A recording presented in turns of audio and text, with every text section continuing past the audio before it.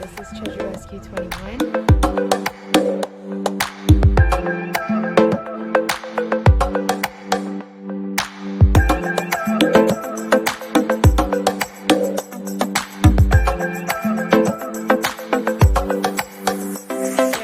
Welcome to today's video. Today we are in my office.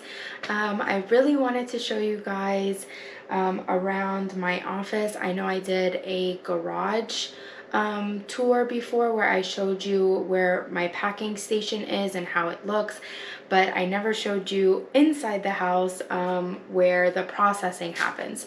So the reason why I'm doing this video now is because if you've watched any of my shorts, you know this past weekend was Scott Antique Market, and I have a lot of very exciting hauls coming up for you from that show weekend.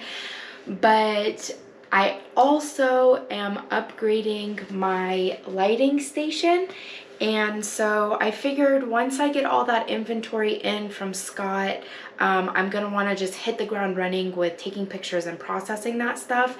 And so I kind of want to upgrade my system now and kind of rearrange and take care of everything before I get fragile inventory in here. So I thought it was a perfect opportunity for me to show you what my processing process is right now and how it's set up right now, and how I am going to upgrade that system in the next couple of days. So I wanted to take you along.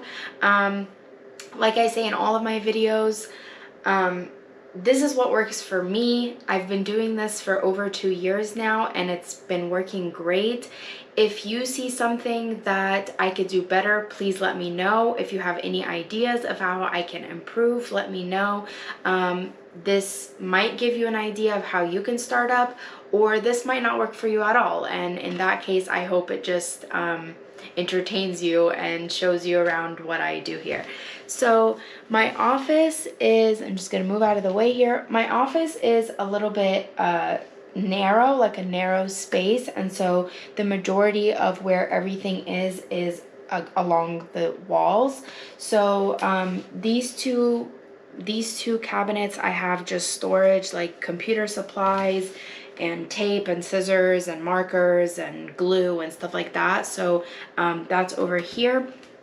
Over here in this corner, I'm not sure if you can see, I have some shelves. I have an obsession with collecting vintage wooden shelves. I have a lot of knickknacks that I collect, and so I like displaying them. I would love to show you guys my knickknack collection or my pottery collection, my personal stuff. That's definitely an upcoming video, but this is where the processing starts. I have these bins because I live in a townhome. The office is on the second floor, and so in order for me to transport the breakables and the inventory from the garage or my car, I bring them in these bins. I'll just either just put the bags in here, or I will actually take the inventory out and put them in here. So this bin right now is a combination of both, where I've taken some inventory out and I've placed some shopping bags in here as is. I also have some bigger bins, but anything that's like small and I don't really want to move around a lot, I use these black bins, and you can get these anywhere. They even have them at the Dollar Tree now. So first step of the process is bringing up the inventory. Then it comes out and it goes on to my desk for me to log into my Excel spreadsheet. So usually I have my laptop right here. It's not here right now, but I'll bring my laptop in, and as I'm bringing pieces out, I will log them into my Excel spreadsheet.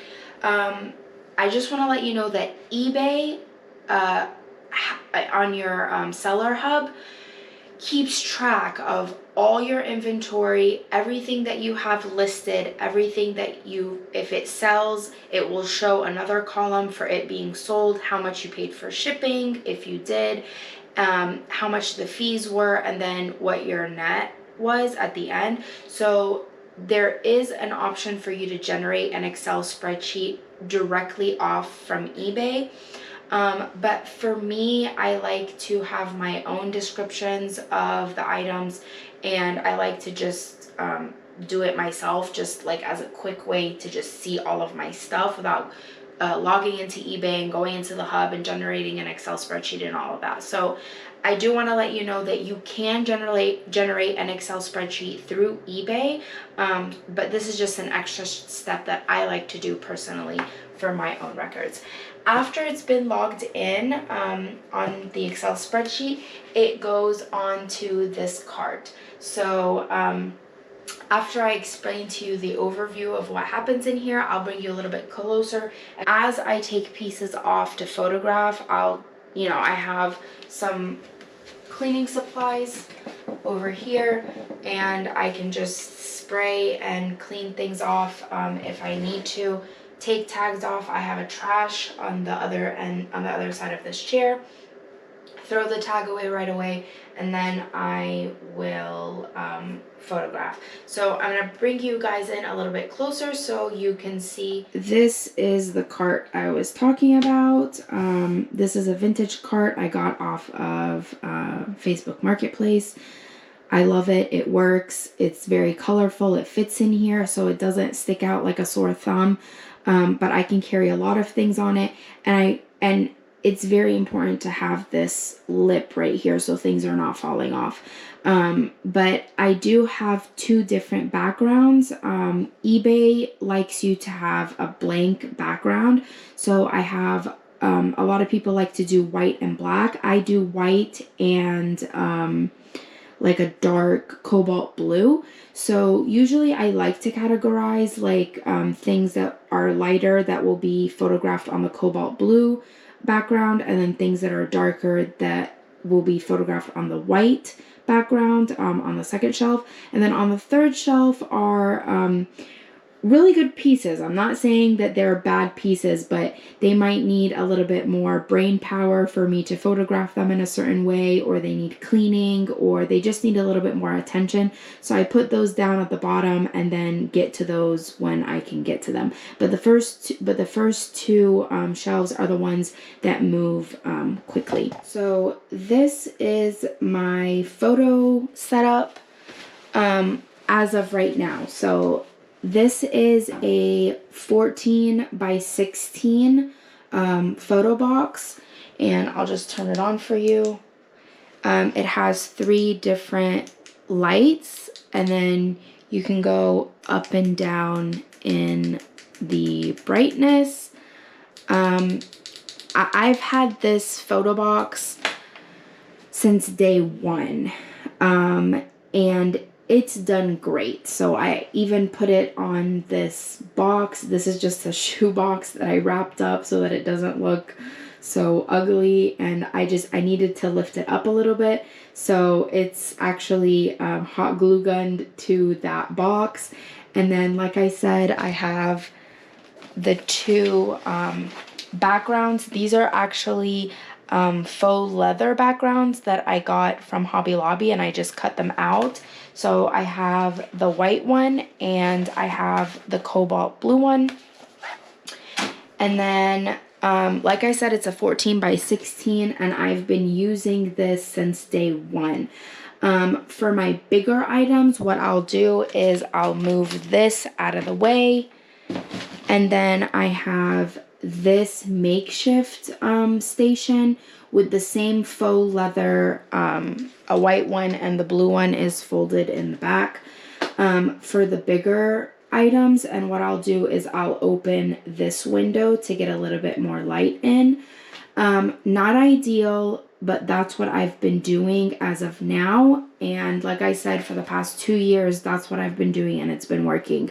However, the more that I'm venturing out and the more that I am getting more comfortable with buying bigger pieces, this is not working anymore. So I actually bought a 32 by 32 box, and obviously that's not going to fit on my desk, and I'm kind of glad because I would like to get this off my desk so I can actually use this as a desk.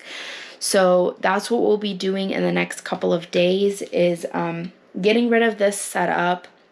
I really don't see much need for this little one. It'll still be around, but I won't have it set up all the time. I'll mainly have my 32 by 32 set up so that I can just upgrade into that. And I will take you guys along the process of setting that up. I just got this ring light. I think you can see it. Yep, I just got this little ring light. I like how I can clip it anywhere, and I mainly use it for my haul videos, but it has come in handy for me to take pictures of those bigger pieces when I use the backboard. But I think I'm mainly going to be using it for videos instead of shooting because it casts a shadow and it's not really working. But it doesn't matter because I'm going to be having the light box anyways. So let me take you around the corner to where my inventory is and what I'm thinking for setting up the new light box. So coming out of my office, and you can tell I have a little baby. She's 1. And got to keep the gate to protect all the breakables in here. But from my office, you just go around this way into the dining room or inventory room to where all my inventory is. I'll briefly take you around to show you how I have my inventory now, and then explain to you how I kind of want to set up the light box. So right now I have these 2 bins that I'm filling up to move down to the garage. This is the desk that used to be in my office before I got that gray one that's in there. I couldn't get myself to get rid of it. I've had it for 20 years and I'm sure my daughter can take it one day. So it's in here collecting my delicates, things that are breakable, and that I mean, all my stuff is breakable, but these are like super valuable or super, super delicate. I actually made a video where I go over these delicates and why I have them up here. So if you haven't checked that out, check that out. This is also full down here with, you know, bigger pieces and, you know, pieces that I can't really fit up on the shelves right now. So going around this way, I'm just gonna tease the elephant. That was from Scott, but we'll get to that in a couple of videos. So I have these acrylic bins that I got from an estate sale. I was kind of playing around with the idea of stacking these up high with just these small fragile vases because I did have them in these bins, but it was just getting way too difficult for me to get in there and find the pieces that were selling. Plus, I didn't want any of them to get damaged. So I was you know, toying around with the idea of switching over to these. They're from the Container Store and they're very expensive, but like I said, I got these 3 for a steal from an estate sale. So I kind of just was like playing around with that idea. I still might go that route, but for now, these are the ones that I have to work with. I have my bigger like statues and vases, you know, all down here. This is the chair that goes to the desk in my office. I have all my frames or pictures or anything that's long and thin in here. I have wood pieces, kokeshi dolls, trinket boxes, anything that's wood in here. Here I have wood animals, and then here I have like porcelain animals, so ceramic animals. This is a catch-all bucket that has a whole bunch of knickknacks. This is a bin that has like mini pottery pieces. This whole shelf right here is vases. This whole shelf also is vases, but more like, you know, special vases. So wall pockets, anything that's a little bit more antique, they all go in here. Up here I have sets, so like a set of cups or salt and pepper shakers, or creamer and sugars are up here. Here I have all my mugs. Up here I have more large pottery. Over here I have miscellaneous brass and metals, baskets and stuff like that. Over here I have my glass, mostly, you know, Fenton over here. I have some pottery pieces there in the back. And then on this shelf, I have bowls and plates. It looks scary, but it's all secure. I make sure that I don't move until everything is secure. This shelf, I have anything with a handle. Obviously, this doesn't have a handle, but it just matched right here, and so I just put it in there.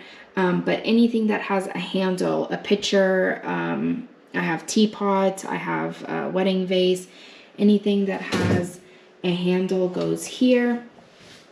Here are vases and pretty much what's on this shelf, but without a handle, goes on this shelf. I have my handy dandy stool. I am short, so I need that. In here I have my paperweights and glass. In this bin I have more glass. These two are miscellaneous pottery and glass. And then here I have larger pottery sets. So anything that comes in a pair, but it's a little bit too large to go in the other pair or the other set bins go in this larger bin. So that's pretty much the flow of all my things in here. So this is what I am thinking for the light box. So I did get a 32 by 32 folding table. One of those, like, I guess you would call like a poker style table, the square ones that have the legs that fold under.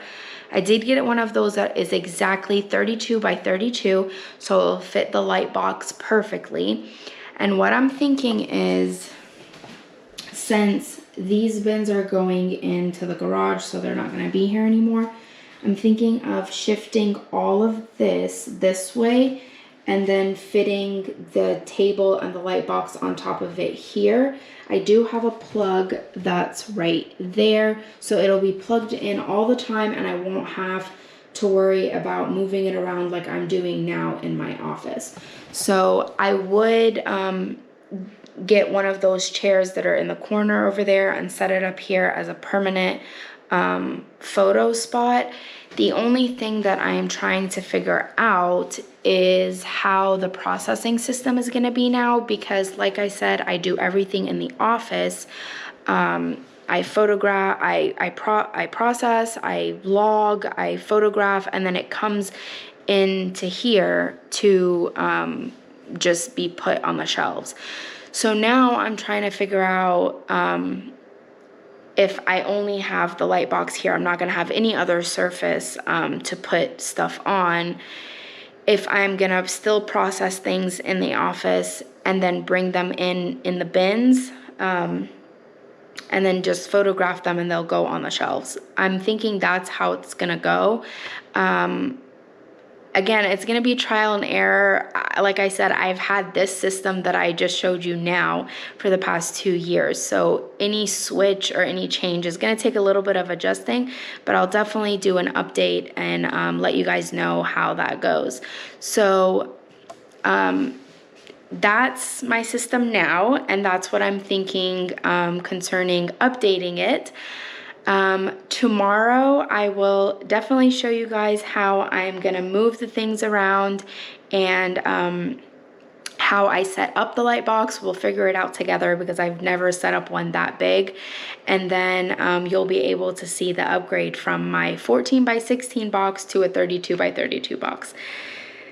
Anyways, that was a lot of information. I hope you learned something.